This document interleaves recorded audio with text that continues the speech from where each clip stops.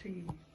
नमस्ते टाशी दिले आज सेप्टेम्बर 2 2023 आज सैटरडेको दिन हो र आज चाहिँ हामी हाम्रो गेशे टाशी फाउन्डेसनको तर्फबाट यो बैतडी निवासी हिरा बोहरा, करिश्मा बोहरा अनि जयन्त बोहरा जुन हुनुहुन्छ उहाँहरू तीनजना हुनुहुन्छ।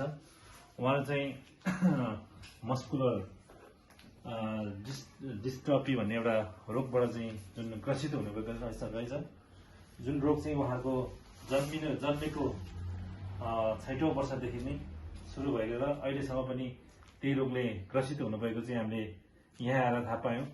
र जुन उहाँहरू चाहिँ तीनजना हुनुहुन्छ, तीनजना चाहिँ जुन कुनै केही गर्न नसक्ने अवस्थामा हुनुहुन्छ।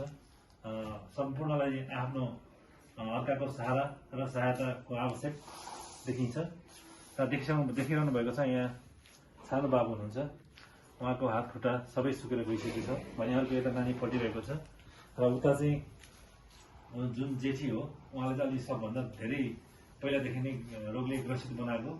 उहाँ चाहिँ हल्का यो कपडाको सहायताले चाहिँ थोरै भयो भने यसो अडेस लाएर उभिएर बसिरहनु भएको छ र उहाँकै लागि, उहाँहरू तीनजनाको लागि चाहिँ हामी गेशे टाशी फाउन्डेसनबाट चाहिँ रु 5,000 रुपियाँ सहयोग गर्न चाहिँ यहाँ उपस्थित भएको छौँ। र हामी अर्थात् म